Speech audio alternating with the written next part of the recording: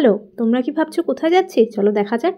তো আজকে ছিল আমার স্কুল পিকনিক, তাই রেডি হয়ে চলে যায় স্কুল। দেখতেই পাচ্ছ এখানে বাচ্চারা নাচছিল, আর ওদের রিকোয়েস্টে আমরাও ওদের সাথে অল্প নেচে নিই। আর এইভাবে নাচতে নাচতে আমরা পৌঁছে যাই আমাদের পিকনিক স্পট রসিকবিল। সেখানে গিয়ে আমাদের সবারই খুব জোরে খিদে পেয়ে যায়, কারণ আমরা ঘরে থেকে কেউই ওরকম কিছু খেয়ে আসিনি।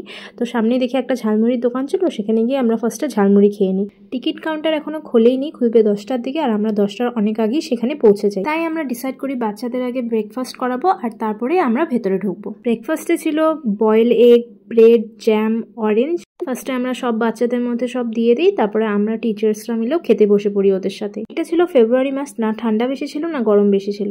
আর আমরা খাচ্ছিলাম, এখানে ছাগল একটাও এসে ম্যামে করছিল, তাই ওকে আমি অল্প ব্রেড দিয়ে দিই। ব্রেকফাস্ট করে আমরা চলে যাই রসিকবিলের ভেতরে, আর গিয়ে ওখানে অনেক সুন্দর সুন্দর পাখি দেখতে পারি, যেটা নর্মালি আমরা দেখতে পারি না। নেক্সট দেখেছিলাম আমরা ক্রোকোডাইল, যেটা আমি ফার্স্টে ভেবেছিলাম যে সিমেন্ট দিয়ে বানানো, কারণ একদমই নড়ছিল না, কিন্তু অল্প কাছে যাওয়ার পরে বুঝতে পারি যে ওটা রিয়েলি ছিল।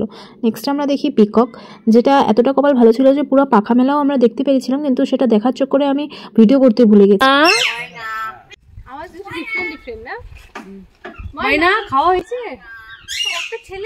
তারপরে আমরা দেখি ময়না পাখি, যেটা কন্টিনিউ ময়না ময়না বলতে থাকে, আর এটা খুব অদ্ভুত লাগছিল আমার। নেক্সট আমরা দেখি টিয়া পাখি, যেটা অল্প পরপর বলছিল মিঠু, তাই আমিও বারে বারে মিঠু মিঠু বলে ট্রাই করছিলাম যাতে ওরা বলে মিঠু, কারণ ওদের মুখ দিয়ে শুনতে সত্যি খুবই সুন্দর লাগছিল, বোঝা যাচ্ছিল না যে পাখি নাকি মানুষ।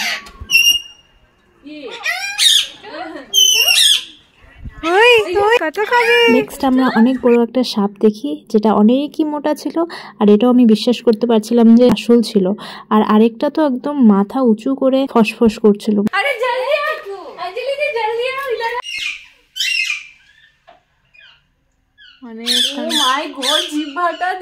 তারপরে আমরা হাঁটতে হাঁটতে পৌঁছে যাই আসল রসিকবিলের সামনে। সেখানে গিয়ে আমাদের আবার খুব জোরে খিদে পায়, তাই আমরা আবার ঝালমুড়ি খাই, কারণ কিছু ছিলই না আর সামনে, আর আমরাও কিছু নিয়ে আসিনি। আর এবারে ঝালমুড়িটা অল্প আলাদা ছিল, যেখানে সবকিছুর সাথে অল্প নারিকেলও দিয়েছে, তাই এটার টেস্ট আরও বেড়ে উঠেছিল। তারপরে আমরা সেখানে বসি, সেখানে ওরা সবাই মিলে ফটো তুলে, আর আমি আমার আরেকটা ফ্রেন্ড চলে যাই আবার খেতে, কারণ আমাদের সেটা খেয়েও পেট ভরেনি। এখানে ফ্রুট স্যালাড ছিল আর অনেক কিছুই ছিল, কিন্তু আমরা খাই শুধু ফ্রুট স্যালাড।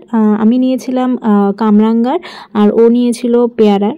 স্টুডেন্টসরা সব আগে আগে যাচ্ছিল, আমরা ওদের পিছে পিছে যাচ্ছিলাম। তারপরে কিছু স্টুডেন্টস আর আমরা সবাই মিলে এটা খাই। আর সেদিন এতটা রোদ ছিল যে সবাই অনেক টায়ার্ড হয়ে গেছিল, তাই সেখানে বসে আমরা অল্প রেস্টও নিয়ে নিই। আর দেখো ওই বেলুনগুলো কত কিউট ছিল। আমরা প্রথমে দামাদামি করি, কিন্তু আমাদের দামের মতো হয়নি, তাই সেমনি ফটো তুলে চলে যাচ্ছিলাম। পুরো অল্প দূর হেঁটে আমরা পেয়ে যাই একটা ভাঙা ট্রেন, যেটাতে উঠে আমার ফ্রেন্ডটা একদম পুরো ফিল নিচ্ছিল। সামনে ছিল একটা অনেক বড় এরিয়া, যেখানে অনেকগুলো হরিণ ছিল, কিন্তু হরিণগুলো এতটাই দূরে ছিল যে ভালো করে দেখা যাচ্ছিল না। তারপরে আমিও একটু ফটো উঠি। ফটো উঠতে উঠতে আমার আবার খিদে পেয়ে যায়, তাই আমি এবার চলে যাই আখের রস খেতে, আর যেটা খেয়ে সত্যি খুবই আরাম লেগেছিল, কারণ গরম খুবই ছিল। সব ঘুরে রিটার্ন যাওয়ার সময় ফাইনালি দাদাটা বেলুনটা 30 টাকায় দেওয়ার জন্য রাজি হয়, তাই আমার ফ্রেন্ডটা কিনে নেয়, আর যেটা নিয়ে আমি অনেক ফটো তুলি। পায়ের অবস্থা দেখো একদম ধুলো দিয়ে শেষ। তারপর পুরো রসিকবিল ঘুরে আমরা চলে যাই আবার আমাদের ফিল্ডে, যেখানে আমরা লাঞ্চ করব। স্যার এখানে মাংস বানাচ্ছিল, আর আমাদেরকে দিয়েছে এক বাটি টেস্ট করার জন্য। আমার ফ্রেন্ড তো পুরো টায়ার্ড হয়ে গেছে, ও শুয়েই পড়েছে, বলে ঘুমিয়ে পড়ে সেখানে। আমিও একদমই টায়ার্ড ছিলাম, আর এখানে সব স্টুডেন্টসরা খেতে বসে পড়েছে। আমাদেরকে বলেনি দিতে, বলছিল যে স্যাররা নিজেরাই সার্ভ করবে। তারপরে আমি অল্প এখানে রেস্ট নিয়ে নিই, আর সব স্টুডেন্টসদের খাওয়া হওয়ার পর আমি আমার টিচার্সদের সাথেও খেতে বসে পড়ি। লাঞ্চে ছিল মাটন, ডাল, ভাত, বড়া, আরও অনেক কিছুই ছিল, সেরকম আমি ভিডিও করতে ভুলে গেছি, এতটাই খিদে পেয়েছিল যে আগে খেয়ে নিয়েছি। 4:30টার দিকে আমরা সেখান থেকে রওনা দিই, আর 6:30টার ভিতরে ঘর পৌঁছে যাই। এখন আমি রেস্ট নেই, তাই বাই বাই।